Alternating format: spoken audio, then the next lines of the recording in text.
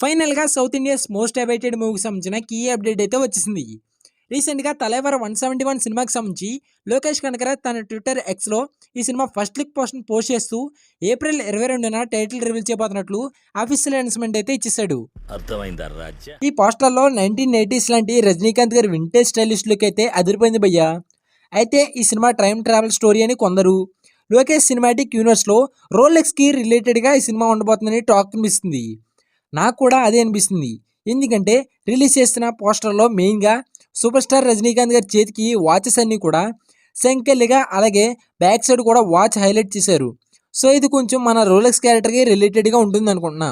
So ఏంటనేది మనం చూద్దాం మరి. Let's wait and watch it. అలాగే ఈ సినిమాకి young and talented music director అయిన అనిరుద్ మ్యూజిక్ అందిస్తున్నాడు. రజనీకాంత్ జైలర్ సినిమాకి అనిరుద్ బీజిఎం ఏ లెవెల్లో ఇచ్చాడో మనం చూసాం.